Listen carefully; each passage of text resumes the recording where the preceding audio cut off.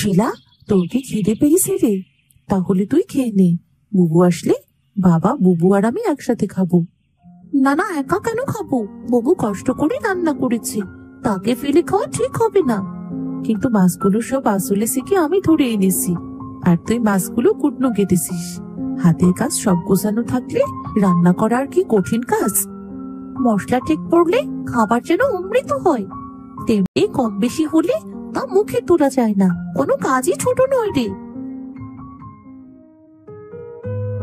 আরে বাপরে, আমার মেয়েরা দেখি সব কাজ গুছিয়ে করে।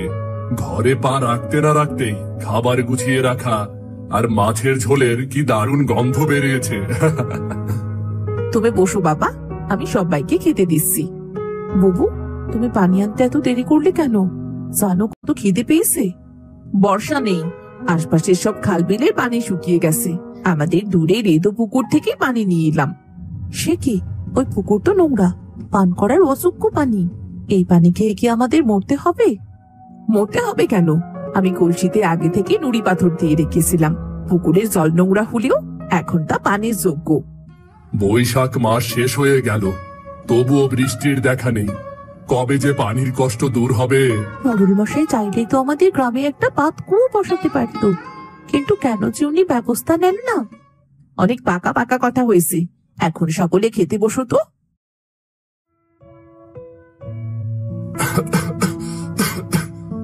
বাবা, পানি নাও। তুমি কি ভাবছো বাবা, খাবারটা শান্তি করে তো খাবে? বাহ বাহ, সুখী পরিবার, শান্তির কোনো অভাব নেই। তা হ্যাঁ রে বাবু, আমি যে তোর শান্তিতে একটু ভাগ বসাতে এলাম রে। মোড়ল মশাই, আপনি এখানে? ওরে, আমি তোদের গ্রামের মোড়ল, কোনো ভূত প্রেত নই। আমাকে দেখে এত ভয় পাওয়ার কিছু নেই। শোন বাবু, তোর তো নেই নেই করে আমার কাছে 1000 খানিক টাকা দেনা হয়ে গেছে।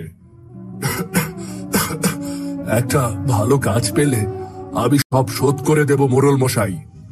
দেখ, আমার এত হাতে সময় নেই। কবে মুরগি কিনবি, কবে ডিম পারবে, আর কবে তা বাজারে বেচে তুই তার দেনা শোধ করবি, তা তো হবে না। তার চেয়ে আমার কাছে একটা উপায় আছে, তাতে অবশ্য তোর অনেক লাভ হবে রে। কি উপায়? তোর বড় মেয়ে তো দেখতে বেজায় সুন্দরী, তাকে আমার ছেলের সাথে বিয়ে দিয়ে মোড়লের আত্মীয় হলে তোর মান সম্মানও বেড়ে যাবে, সাথে দেনার টাকাও আর দিতে হবে না। আমি উল্টো তোকে 1000 টাকা বকশিশ দেব, কি বলিস? এসব আপনি কি বলছেন মোড়ল মশাই?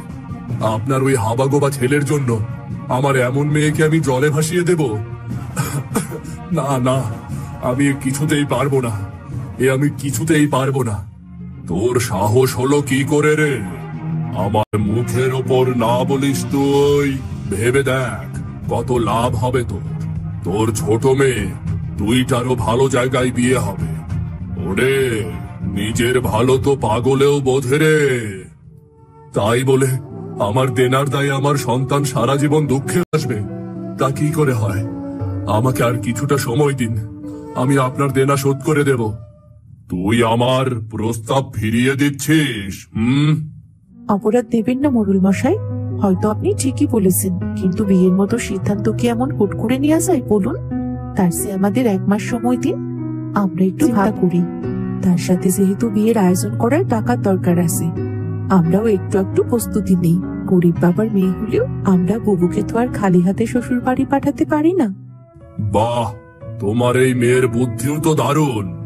দেখো বাবু, এই হলো বুদ্ধিমান মেয়ে। বেশ, দিলাম 1 মাস সময়, কিন্তু 1 মাস পর আমার প্রস্তাবে কিন্তু রাজি হওয়া চাই, বলে দিলাম। আপনি বুঝদার মানুষ, আপনার জন্য ইশারাই যথেষ্ট। তা মোড়ল মশাই, পাত্রী তো দেখলেন, নাচ রান্না দেবেন না? না মানে, আমি শুনেছি আগের দিনে রাজা জমিদাররা নজরানা দিয়ে তবেই পাত্রী দেখত।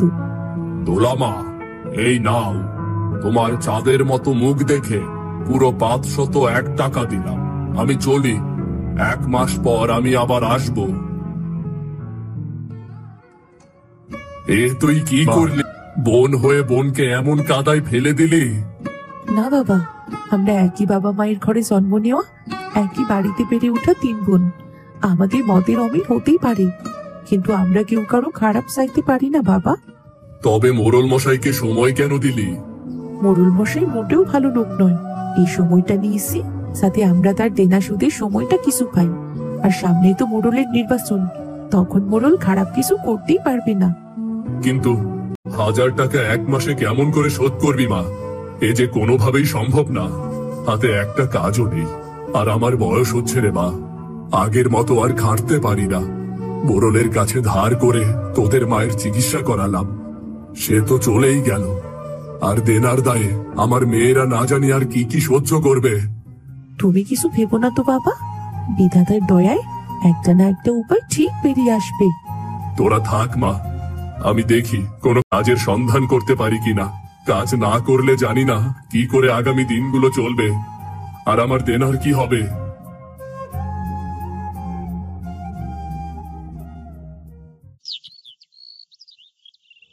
হায় হায়, কত দিকে কত পথে একাই ঘুরেছি।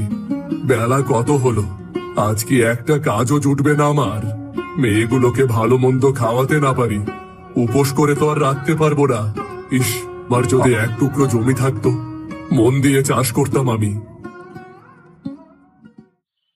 কি ব্যাপার, মেয়ের বিয়ের জন্য কষ্ট করছো?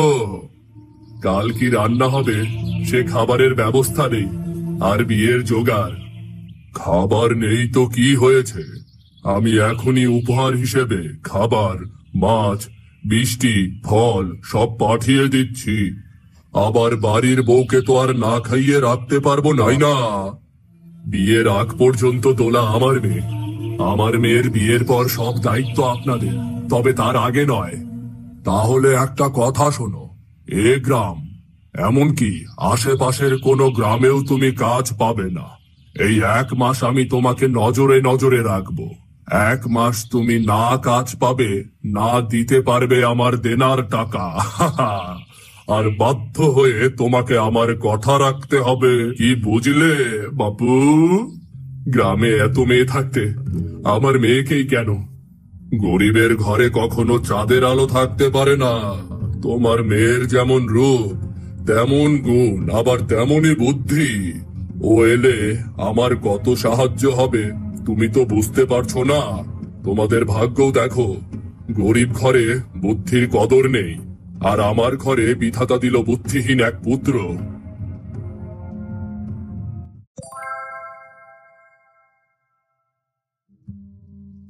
আমার সব শেষ হয়ে গেল রে মা। ওই মোড়ল আমাকে ধনে প্রাণে শেষ করে দিল। ওই 1 মাস আমাকে নজরবন্দি করে রাখবে, আমাকে কোনো কাজও করতে দেবে না রে মা, কোনো কাজও করতে দেবে না। জলে বাস করে কুমিরের সাথে লড়াই করে কোনো লাভ নেই। তার সে মোড়লের প্রস্তাবে তুমি রাজি হয়ে যাও বাবা। আমার বাবা আর বোনদের আমি বিপদে ফেলতে পারবো না। তাই বলে অমন একটা বুদ্ধির সাথে তুই কেমন করে জীবন কাটাবি মা, বল তুই আমাকে।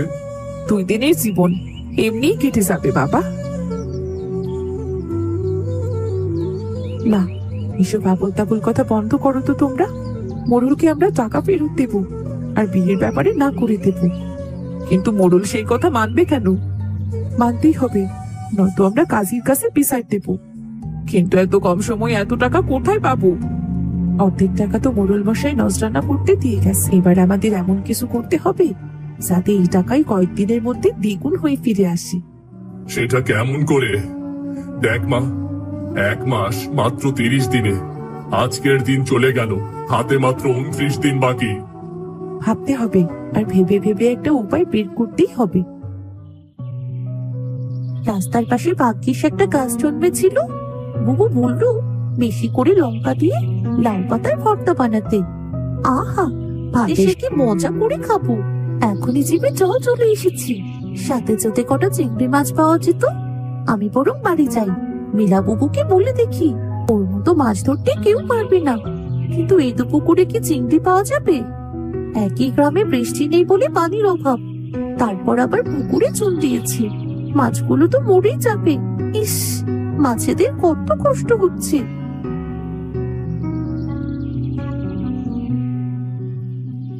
কোথায় গিয়েছিলি তুই? এই রোদে কেন এমন টই টই করে ঘুরে বেড়াস? চোখ মুখ কেমন লাল হয়ে গেছে দেখো। কি হয়েছে? কথা বলছিস না কেন? বুবু, পুকুরে চুন কেন দেয়? চুন দিলে পানি পরিষ্কার হয়, মাছেরা নতুন নতুন খাবার পায়, মাছের চাষে লাভবান হওয়া যায়। কেন রে, কি হয়েছে? ও, এই ব্যাপার। আমি তো মাছ মরে যাবে ভেবে কষ্ট পাচ্ছিলাম। এই নাও বুবু, এই লাউ পাতা নিয়ে এসেছি, লাউ শাকের ভর্তা বানাও। মীরা বুবুকে দেখছি না যে, ও থাকলে কটা কুচো চিংড়ি আনার বায়না করতাম। কোথায় গেছে গো বুবু? আজ ওর মন ভালো নেই রে, জানি না কোথায় গেছে। শোন, মুখ হাত ধুয়ে বস, আমি শাকগুলো ভালো করে বেছে লঙ্কা আর রসুন দিয়ে ভর্তা বানিয়ে দেব, কেমন? ঠিক আছে, তাই হবে। তা বাবা কোথায় গেছে গো বুবু? বাবা তো ঘরেই শুয়ে আছে। বাবার শরীরটা তেমন ভালো না রে, তুই বাবাকে বিরক্ত করিস না, কেমন? বুবু, আবার কি হলো? তোমার কি সত্যি বিয়ে হয়ে যাবে? তুমি কি সত্যি ওই মোড়লের বাড়ি চলে যাবে? কেন রে, আমি না থাকলে বুঝি তোর কষ্ট হবে? তা তো হবে, এই এতটা কষ্ট হবে। তুমি যেও না বুবু, একে তো মোড়ল ভালো লোক নয়, তারপরও ওদের বাড়িতে মস্ত এক দরজা, সারাদিন দরজাটা বন্ধ থাকে। সেখানে আবার পাহারাদার লাঠি নিয়ে দাঁড়িয়ে থাকে। আমাদেরও তো বাড়িতে যেতেই দেবে না, তোমাকেও আটকে রাখবে। তোমাকে না দেখলে মনটা কেমন করবে বুবু? তোর পাগলি, তাই আবার হয় নাকি? তা হ্যাঁ রে, তুই এত সব জানলি কেমন করে? আমি আর টুনি গিয়েছিলাম ওইদিকে, সব দেখে এলাম। কিন্তু তুমি যাবে না বুবু? এই বলে হ্যাঁ হ্যাঁ, যাবো না যাবো না। এইবার তুই খুশি তো? হ্যাঁ, অনেক খুশি, এই এত খুশি। এবার যা, বক বক না করে মুখে একটু পানি দিয়ে আয়, রোদে চোখ মুখ লাল হয়ে গেছে। আবার ওদিকে যাবি না কিন্তু।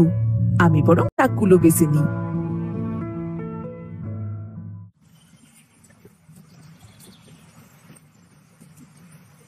তুমি এই তো পুকুরে কি করছো?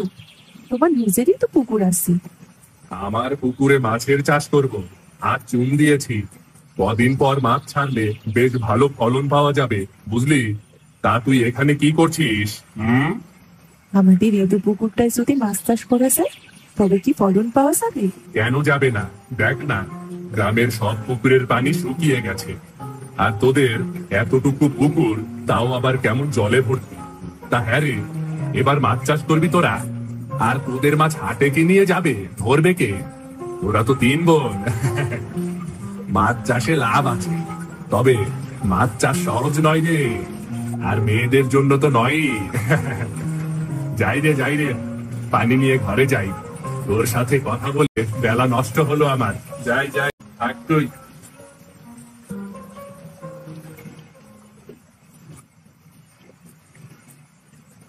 তুমি এখানে, আর আমি তোমায় সারা গ্রাম ধরে ঘুরছি। এই প্রখর রোদে হাঁটতে হাঁটতে আমি হাঁপিয়ে গেছি। ও তুই, কি হয়েছে? বাবু বললো তুমি অনেকক্ষণ বেরিয়েছো, তাই খোঁজ নিতে এলাম। অবশ্য একটা কাজও আছে। তোর আবার কাজ? তা বল না, কি কাজ? কটা কুচো চিংড়ি ধরে দেবে? চিংড়ি দিয়ে লাউ পাতার ভর্তা খেতে আমার খুব ভালো লাগে। বাজারে চিংড়ি তো অনেক দাম, আর চিংড়ি চাষে অল্প দিনেই লাভবান হওয়া যায়। হ্যাঁ রে হ্যাঁ, এই বুদ্ধিটাই কাজে লাগাতে হবে। এইসব তুমি কি বলছো বাবু? আমি তো কিছুই বুঝতে পারছি না। তুই চাস তো বুবুর বিয়ে যেন মোড়লের ছেলের সাথে না হয়, বাবার দেনা যেন শোধ হয়ে যায়? হ্যাঁ চাই তো, অনেক করে চাই। মীরা বাবু জানো, ওই মোড়ল বাবাকে 1 মাস কোনো কাজ হবে না। বাবা তো মন খারাপ করে ঘরে শুয়ে আছে। বাবার আর কোনো কষ্ট করতে হবে না, আমরা 3 বোন বাবার জন্য যথেষ্ট। এটা প্রমাণ করার এখন সময় চলে এসেছে। ঘরে চল, বাকিটা পরে বলছি।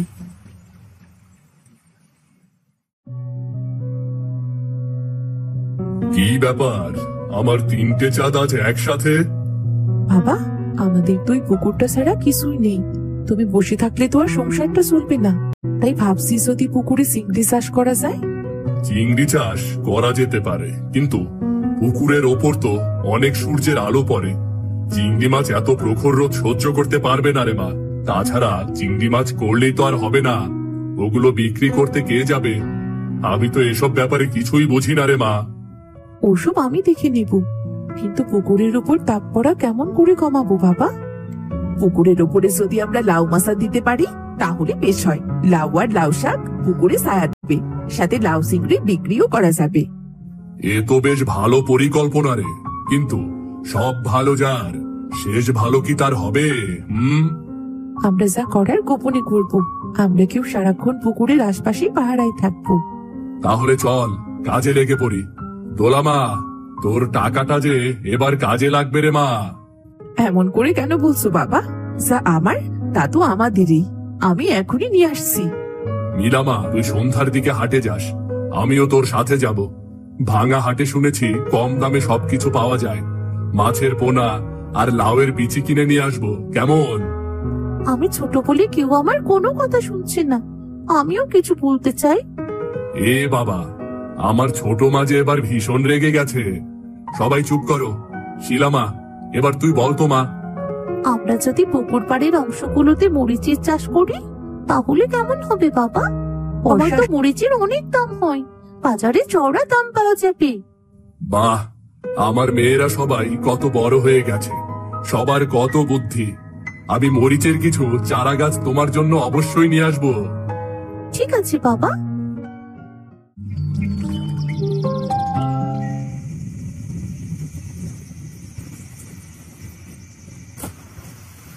হে বিধাতা, তুমি আমার 3 মেয়ের কষ্টের দাম দিও বিধাতা। মাছগুলো যেন ওদের ভাগ্য ফিরিয়ে দেয়, তুমি এটুকু দেখো বিধাতা। বাবা, মাছেদের তুমি প্রথম খাবার দাও। না রে মা, এই খাবারগুলো মাছ বিক্রি করার কদিন আগে দেব। এখন পুকুর থেকে যা পায় ওরা তা খেয়েই বাঁচার চেষ্টা করবে। এই খাবার দিলে পরে তো আর কিনে দেওয়ার সাধ্য হবে না রে। তখন মাছেরা কি খাবে বলতো? তা ঠিক বলেছো বাবা। চলো, অনেক রাত হলো, বুবু আর শিলা অপেক্ষা করছে। চলো বাবা। চল মা, আমি ভাবছি রাতে এখানেই থাকবো। না বাবা, তুমি আগে চলো। আগে দেখি না কি হয়, সময় সবটা বলে দেবে বাবা। এবার চলো।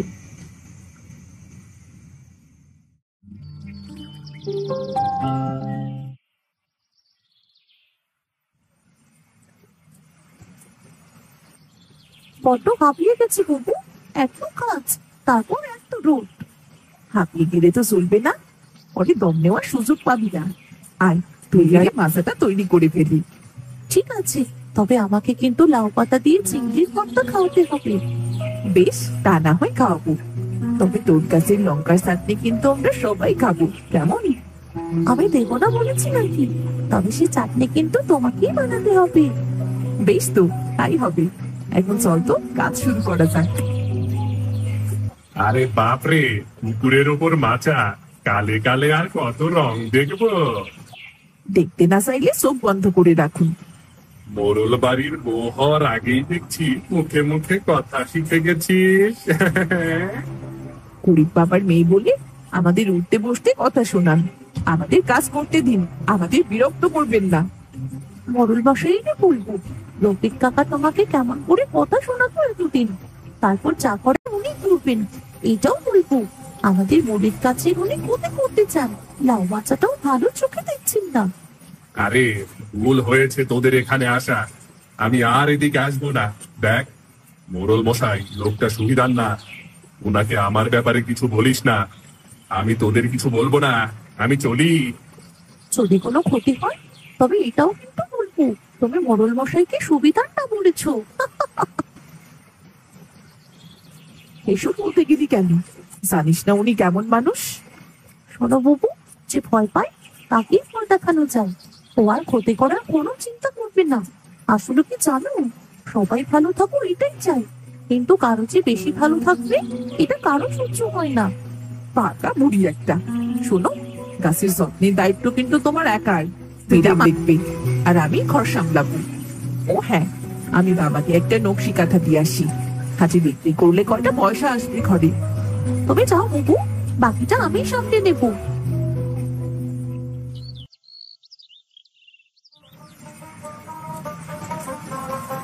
বাবা দেখো, কত বড় চিংড়ি হয়েছে। দুই পাত্র চিংড়ি বিক্রি করলে কম করেও 2000 টাকা পাওয়া যাবে। দেখো বাবা, এখানে এখানে পড়ে যাচ্ছে, এখান থেকে তুমি বেশ কিছু টাকা পাবে। বাবা, এই নাও, এখানে 40টা লাউ আছে, এগুলো নিয়ে তুমি শিলার সাথে হাঁটে যাও। তুমি দেখো বাবা, এবার সব ভালো হবে। তাই যেন হয় মা। কিন্তু কাল যে কি হবে।